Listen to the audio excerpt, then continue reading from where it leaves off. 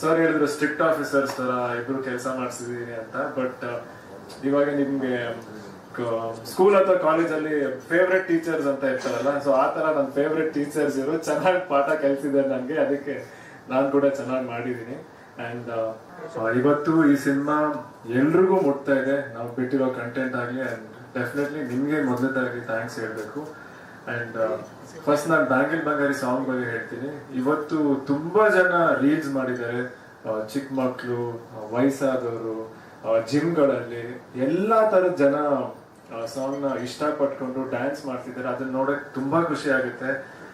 ನಿಜವಾಗ್ಲೂ ಅವ್ರಿಗೆಲ್ಲ ಏನ್ ಹೇಳ್ಬೇಕಂತಾನೆ ಗೊತ್ತಿಲ್ಲ. ಬಟ್ ಡೆಫಿನೆಟ್ಲಿ ಅವ್ರು ಎಲ್ರು ನಮ್ಮ ಮನ್ಸಲ್ಲಿ ಇರ್ತಾರೆ. ಅಂಡ್ ಈ ಸಿನಿಮಾನ ಖಂಡಿತ ನೀವೆಲ್ರು ಎಂಜಾಯ್ ಮಾಡ್ತೀರಾ. ರೋಹಿತ್ ಸರ್ ಹೇಳ್ದಂಗೆ ಏನ್ ಆ ವೈಬ್ ಇದೆ ಅಂದ್ರೆ, ನಾವು ಹೇಗ್ ಮಜಾ ಮಾಡ್ಕೊಂಡು ಮಾಡಿದ್ವಿ ಸಿನಿಮಾ ಅಂದ್ರೆ ತುಂಬಾ ಖುಷಿಯಾಗಿ ಮಾಡಿದ್ವಿ. ಅಂಡ್ ಇವತ್ತು ಅದೇ ಎನರ್ಜಿನ ನೀವು ಇವತ್ತು ಸಾಂಗ್ ಅಲ್ಲಾಗ್ಲಿ ಟೀಸರ್ ಆಗ್ಲಿ ನೀವು ನೋಡ್ತಿದ್ದೀರಾ. ಅಂಡ್ ಇಡೀ ಸಿನಿಮಾನು ಅದೇ ತರ ಅಷ್ಟೇ ಮಜಾ ಕೊಡುತ್ತೆ ನಿಮ್ಗೆಲ್ರಿಗೂ. ಅಂದ್ರೆ ಇವತ್ತು ನಮ್ ಇಡೀ ತಂಡ ಅದಕ್ಕೆ ಮೇನ್ ನನ್ನ ಬ್ಯಾಕ್ ಬೋನ್ ಅಂತ ಹೇಳ್ತೀನಿ.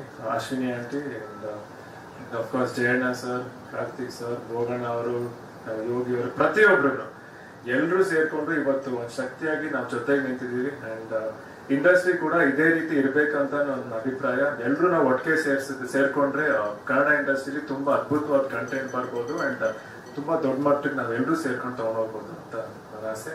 ಸೊ ನನ್ ಬಗ್ಗೆ ಹೇಳ್ಬೇಕಂದ್ರೆ, ಈ ಸಿನಿಮಾಲಿ ನೀವೆಲ್ರೂ ನನ್ನನ್ನ ನೋಡದೇ ಇರೋ ತರ ನೀವು ನೋಡ್ಬೋದು ಈ ಸಿನಿಮಾನ.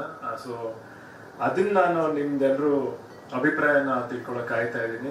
ಜುಲೈ 18ನೇ ತಾರೀಕು ರಿಲೀಸು.